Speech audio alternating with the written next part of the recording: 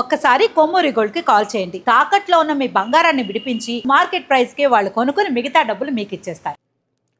నమస్తే, welcome back to మనం TV. నేను మీ పవన్ బేస్వాడ. నిన్న 5 గంటల నుంచి కాల్పుల విరమణ ఒప్పందం అమల్లోకి వచ్చింది. అయినా కూడా ఆ తర్వాత 2 నుంచి 3 గంటల పాటు పాకిస్తాన్ నుంచి మనం కాల్పులు ఎదుర్కొన్నాం. మన భారత భూభాగంలోకి పాకిస్తాన్ డ్రోన్లు చొచ్చుకొచ్చాయి. ఆ తర్వాత ఆగిపోయాయి. భారత ఆర్మీ దాన్ని సమర్థవంతంగా తిప్పికొట్టింది, అది వేరే విషయం.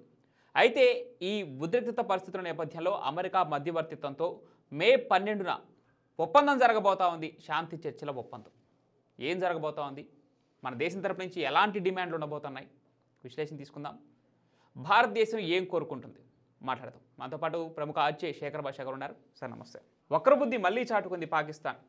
కాల్పుల విరమణ ఒప్పందం 2 దేశాలు అంగీకరించాయని అమెరికా ప్రెసిడెంట్ డొనాల్డ్ ట్రంప్ ప్రకటించిన కొద్దిసేపటికే పాకిస్తాన్ నుంచి మళ్లీ కాల్పులు వచ్చాయి. భారత్ వెనకడుగు వేసింది. భారత్ పైన మేము గెలిచామని చెప్పేసి పాకిస్తాన్ ప్రధాని షహబాజ్ షరీఫ్ ఒక మీడియా ముఖంగా నేషనల్ మీడియాకి ఇంటర్వ్యూ ఇస్తే, పాకిస్తాన్ జెండాలు పట్టుకొని పాకిస్తాన్ నగరాల మధ్యలో యువకులు వెళ్తూ ఉంటే ప్రతి భారతీయుడి రక్తం మరుగుతూ ఉంది. ఎందుకు భారతదేశం వెనక్కి తగ్గింది? ఎందుకు కాల్పుల విరమణ ఒప్పందానికి అంగీకారం తెలిపింది? ఎందుకు శాంతి చర్చలు అంటుంది? ఏం సాధించింది? జమ్మూ కాశ్మీర్లో పహల్గామ్లో దాడి చేసినటువంటి ఉగ్రవాదులను పట్టుకున్నారా? లేకపోతే జమ్మూ కాశ్మీర్ని తిరిగి సొంతం చేసుకున్నామా? లేకపోతే అక్కడ మరణించినటువంటి జవాన్లు కానీ సాధారణ పౌరులు కానీ ప్రాణాలతో తిరిగి లేచొచ్చారా? ఏం సాధించింది భారతదేశం ఎందుకు అని చెప్పేసి చాలామంది భారతీయులు ప్రశ్నిస్తున్నారు. అయితే పహల్గామ్ దాడి తర్వాత వెళ్ళి 9 ప్రాంతాలని ధ్వంసం చేసి 100 మందికి పైగా ఉగ్రవాదులను మట్టుబెట్టిన తర్వాత ఎంతైతే ఆనందించారో భారతీయులు, నిన్న ఈ కాల్పుల విరమణ ఒప్పందం ఓకే అన్న తర్వాత అంత నిరాశ చెందారు.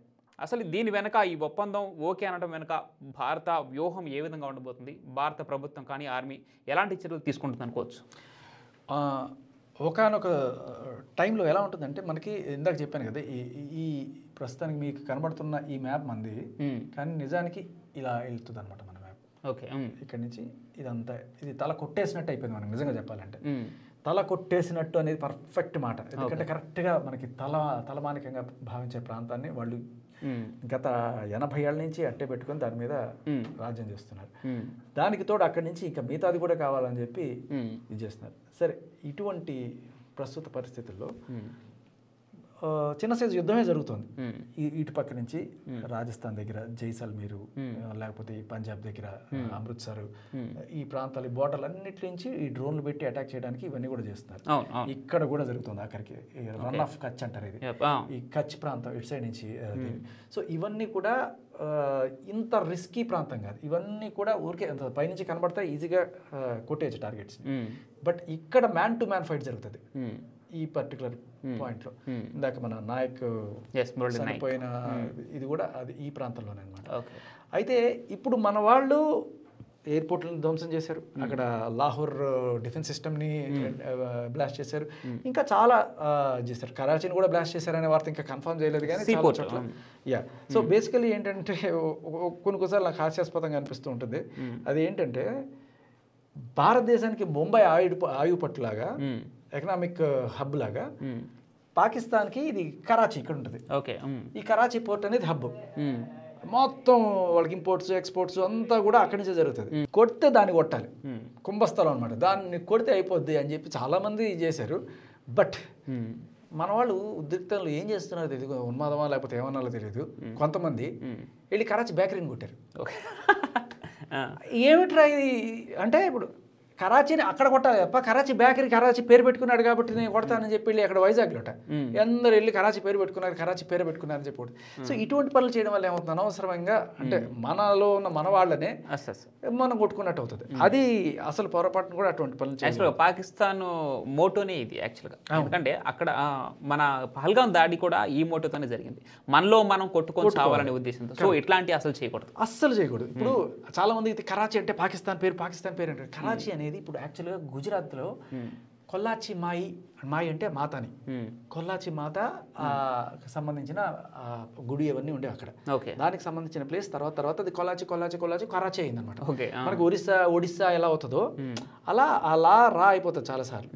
అలా కరాచీ అయిపోయి ఇక్కడ లాహోర్ అనేది ఏంటి, లవహోర్. అది అది లాహోర్ కాస్త లాహోర్ అయింది. ఇవన్నీ కూడా మొత్తం ఇండియానే చెప్పాలంటే, పెద్ద ఊరికే 50 ఏళ్ళ క్రితం పుట్టిన దేశం కదా అది. సో ఇలా అంటే కరాచీ పేరు పెట్టుకున్నంత మాత్రాన అతను ఏదో పాకిస్తాన్కి సపోర్ట్ చేస్తున్నాడు అని చెప్పి పొరపాటును కూడా అనుకోవద్దు. అది 1860 నుంచి నడుస్తుంది ఆ బేకరీ.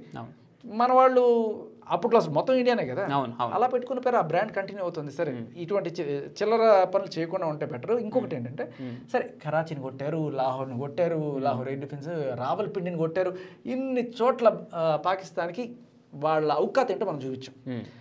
కానీ అలాగే జమ్మూలో కూడా ఈ బారాముల్లా ఈ సెక్టర్లో కూడా మన వాళ్ళు వీరోచితంగా పోరాడుతున్నారు. పాక్ రేంజర్ పోస్టులు కూడా తిరిగి వాళ్ళవి మనం స్వాధీనం చేసుకున్నాం కొన్ని. ఇలా జరుగుతున్న టైంలో టక్కుమని సీజ్ ఫైర్ అనేది వచ్చింది, ఒక ఆఫర్. ఈ ఆఫర్ ఎవరి దగ్గర నుంచి వచ్చింది? మనం అడగల, వాళ్ళే అడిగారు.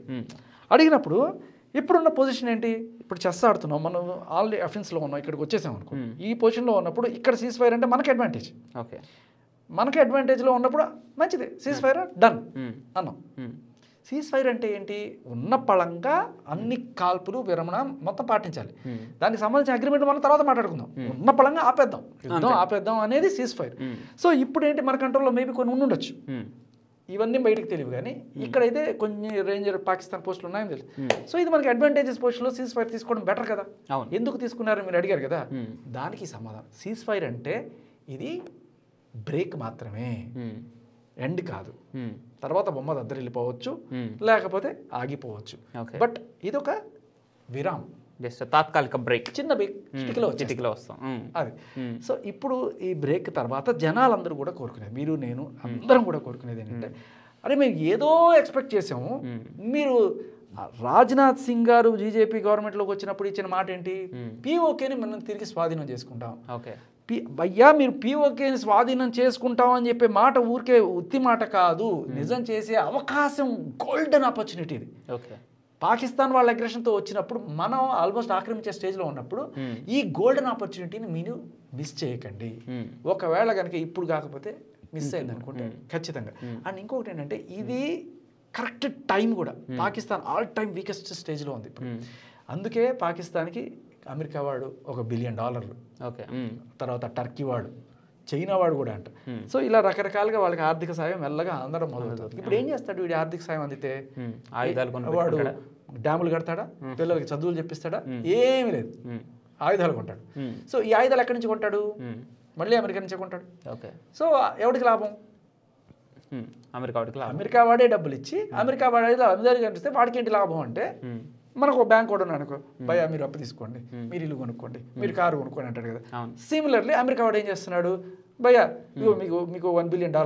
IMF అంటే బేసికలీ పైకి ఇంటర్నేషనల్ మానిటరీ ఫండ్, కానీ వెనకాల అంతా అమెరికానే నడిపిస్తూ ఉంటుంది.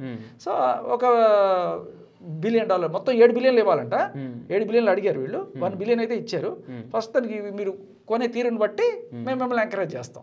అంటే ఇప్పుడు మీరు బాగా బాంబులు గింబులు మా దగ్గర కొన్నాను అనుకోండి, F-16లు లేకపోతే కొన్నాను అనుకోండి, శబాష్ వీడు బాగా కొన్నాడు మన దగ్గర, ఇంకో $1 బిలియన్ తీసుకోండి, అప్పు తీసుకోండి. వీడు తీరుస్తాడో లేదో తెలియదు. తీర్చకపోతే ఇదిగో అప్పుడు చైనా వాడు ఇచ్చిన దానికి వాడు ఏం చేసుకున్నాడు, అక్కడ ఒక ప్రాంతాన్ని వాడికి సీడెడ్ చేసేసాడు.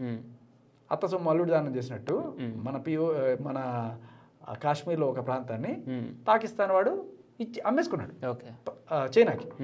అలా ఇప్పుడు పాకిస్తాన్లో చాలా బేస్లు అమెరికా వాళ్ళు ఉన్నాయి, వాళ్ళు విమానాలు దిగచ్చు, ఇవన్నీ కూడా ఉన్నాయి. వాళ్ళకి అంత పట్టు రావడానికి కారణం ఏంటంటే వాళ్ళు ఇచ్చిన అప్పులకి నోరు మూసుకొని ఉండు అని చెప్పి వాళ్ళు ఇది చేస్తున్నారు.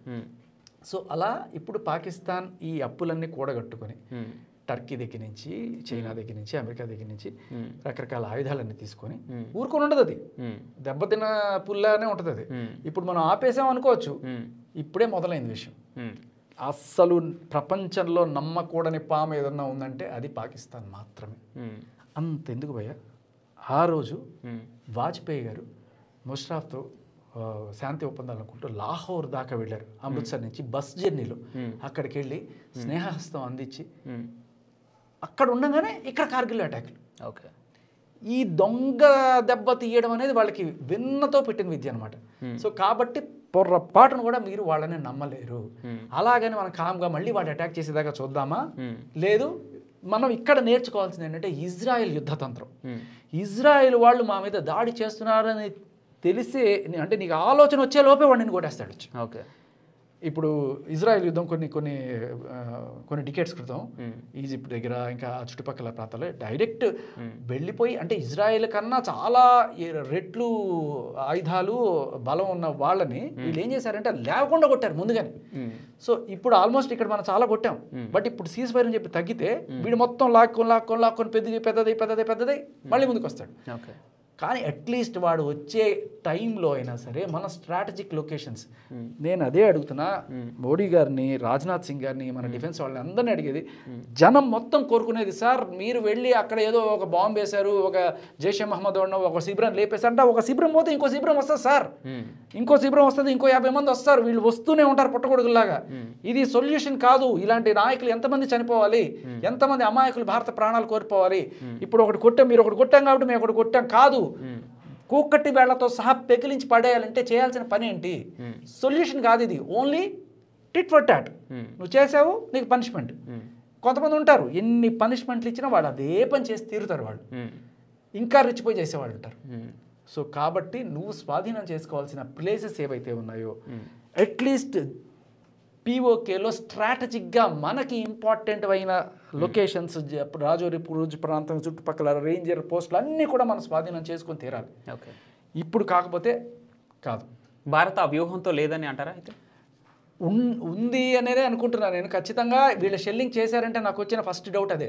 పాకిస్తాన్ వాళ్ళు షెల్లింగ్ చేసుకోవాలంటే అరే ఉన్న పడంగా సీజ్ ఫైర్ పెట్టేశారు, మన పోస్టులు వాళ్ళ దగ్గర ఉండిపోయినాయి, ఏం చేయాలరా, ఎట్లా ఆపుతాం మనం అండ్ పాకిస్తాన్లో ఇక్కడ మన మోడీ గారు చెప్తే మన వాళ్ళు ఒప్పుకున్నట్టు, ఆర్మీ వాళ్ళు ఒప్పుకున్నట్టు పాకిస్తాన్లో అలా ఏమన్నది, పోరా నువ్వు నాకు ఎవరు చెప్పడానికి వీటికి కాలుస్తూనే ఉంటాడు. నాకైతే దీని వెనక ఒక వ్యూహమే కనిపిస్తుంది. ఎందుకంటే అవన్నీ ఆక్రమించుకున్న తర్వాత భారత్ ఉన్నపాటుగా కాల్పుల విరమణకి ఎందుకు ఒప్పుకుంది అంటే, నిన్న ఒక ప్రకటన చేసింది కేంద్ర కేబినెట్. భవిష్యత్తులో ఏ ఉగ్రదాడి జరిగినా, ఏ చిన్న కదలిక జరిగినా భారత్ తరపు నుంచి యుద్ధమే ఉంటుందని చెప్పేసి. సో ఇందాక మీరు చెప్పినట్టు పాకిస్తాన్ ఊరికే కూర్చోదు, అవన్నీ ఆయుధాలన్నీ పోగేసుకొని ఊరికే కూర్చోదు పాకిస్తాన్. ఖచ్చితంగా ఏదో ఒకటి జరిగింది, తిరిగి భారత్ అటాక్ ఖచ్చితంగా ఉంటుంది. అదే కోరుకుంటున్నారు ప్రతి భారతీయుడు, ఫైట్ బ్యాక్ ఇండియా అని చెప్పి నినదిస్తున్నారు. సో ఇప్పుడు నిన్న కాల్పుల విరమణ ఒప్పందానికి అంగీకరించడం, రేపు 12 శాంతి ఒప్పంద చర్చలు అని చెప్తున్నారు. నిరాశ చెందిన ప్రతి భారతీయునికి భారతదేశ వ్యూహం ఏదో ఉందని చెప్పి ఏం చెప్తారు? శాంతి ఒప్పందం ఎవరితో చేసుకుంటున్నారు మీరు? పాకిస్తాన్ తోటి. అందరూ నీకు మధ్యవర్తి చేసేవాడు ట్రంపా? ఆయన చెప్తే శాంతి జరుగుతుందా? అంటే పాకిస్తాన్ మనం ఎంత నమ్మకూడదో ట్రంప్ అంతకన్నా పెద్దకుంటున్నాక ఖచ్చితంగా జరుగుతూ ఉంటుంది. ట్రూత్ అది. ఎందుకంటే 30 ఏళ్ళుగా పాకిస్తాన్ అనే పావుని పెంచి పోషించిందే వాళ్ళు. ఇవాళ ఏదో కొంచెం తగ్గారు, కానీ దానికి కారణం కూడా India is the biggest market వాళ్ళకి. చైనాకి కానీ లేకపోతే అమెరికాకి కానీ ఇది చాలా పెద్ద మార్కెట్. ఈ మమ్మల్ని కాదని పోయేంత సీన్ లేదు ఇప్పుడు అక్కడ. సో ఇప్పుడు మనం నిజంగా మన పక్షాన నిలిచే వాళ్ళు ఎవరన్నా ఉన్నారంటే అది అమెరికా కాదు, మనం గుర్తుపెట్టుకోవాల్సింది Israel is the one. Russia కన్నా కూడా చెప్తున్నాను కదా, ఇజ్రాయెల్ వాళ్ళ తంత్రము, వాళ్ళ సపోర్ట్ మనం తీసుకుంటే, ఇప్పుడు టర్కీ వాడు ఇప్పుడు తురుమన్నాడు, ఇజ్రాయెల్ వాడు అలా ఉన్నాడు, ప్రాణం పెట్టి వస్తాడు మన కోసం. సో ఈవెన్ బంగ్లాదేశ్ కూడా ఈరోజు మనతో లేదు, పాకిస్తాన్కి సపోర్ట్ చేస్తూ ఉంది. మన దగ్గర నుంచి ఏర్పడిన దేశం, మనం సపోర్ట్ చేస్తే ఏర్పడిన దేశం, మనం జాతీయ గీతం ఇచ్చినటువంటి దేశం 1971లో ఒక తూర్పు పాకిస్తాన్ని బంగ్లాదేశ్గా మలిస్తే ఈరోజు బంగ్లాదేశ్ నాగుపామే మనల్ని కరుస్తూ ఉంది. విషపామై, విషనాగై. అది నాగుపాము కాదు, పిల్లపాము. దాని గురించి ఎక్కువగా మనం చూసుకోలేము. అది బేసికలీ ఇప్పుడు నీకు ప్రాబ్లం చెప్తా బంగ్లాదేశ్ తోటి. బంగ్లాదేశ్ ఉన్న మెయిన్ ప్రాబ్లం ఏంటంటే this is a land locked country. నీకు ఇటు పక్క పోతే ఇండియా, ఇటు పక్క పోతే ఇండియా, ఇటు పక్క పోతే ఇండియా, ఎటు పోయినా ఇండియానే ఉంటుంది నీకు ఇక్కడ దాకా. ఇక్కడ మాత్రమే లైట్గా నీకు మ్యాన్మార్, మన ఇండియాని దాటి వాడు ఎక్కడికి పోలేడు, మొత్తం ల్యాండ్ లాక్డ్. కాబట్టి కుప్పిగంతులు వేస్తే తాట తీస్తామని తెలుసు వాళ్ళకి, వీళ్ళు చాలా కంట్రోల్లోనే ఉంటారు. కాకపోతే మనం ఏంటంటే కొంత ఫ్రెండ్లీనెస్ వల్ల వీళ్ళని పాకిస్తాన్తో ఉన్నంత స్ట్రాంగ్ బార్డర్ వేసుకోవాలి. దీనివల్ల చాలా ఇన్ఫిల్ట్రేషన్స్ జరుగుతుంటాయి. సో ఇంకోటి ఏంటంటే ఇక్కడ ఉండే వాళ్ళందరూ ఎక్కువ ముస్లిమ్స్ కాబట్టి వీళ్ళు ఏదో రకంగా నేపాల్కి వచ్చి, నేపాల్ నుంచి బంగ్లాదేశ్కి వచ్చి ఇక్కడ ఉండే వాళ్ళని కొంతమంది ప్రభావితం చేసి తర్వాత వీళ్ళతోటి మన ముస్లిం సోదరులు అక్కడ అన్నీ ఇదైపోతున్నారు, మనం మన బాబ్రీ మసీద్ కొట్టేశారు, ఇలాంటివన్నీ రేపెట్టించి వీళ్లతో పని చేయించుకోవడానికి ట్రై చేస్తున్నారు. చూద్దాం ఇలా భవిష్యత్తులో ఏ ఏ ఉగ్రవాద కదలిక వచ్చినా సరే మా తరపు నుంచి భారత్ దాని యుద్ధంగానే పరిగణిస్తుందని ప్రకటించినటువంటి కేంద్ర కేబినెట్, భారత ఆర్మీ నిన్న కాల్పుల విరమణ ఒప్పందానికంటే సీజ్ ఫైర్కి ఓకే చెప్పింది. దాంతోపాటు రేపు 12వ తారీఖున శాంతి ఒప్పంద చర్చలకు వెళ్తూ ఉంది. సార్ చూద్దాం భవిష్యత్తులో ఏం జరగబోతుంది. ఒక వ్యూహాత్మకంగానే భారత ప్రభుత్వం అడుగులు వేస్తుందని నమ్ముతాం. చూద్దాం. ఫైట్ బ్యాక్ ఇండియా నినదిస్తాం, ఖచ్చితంగా ఇద్దాం. Thank you.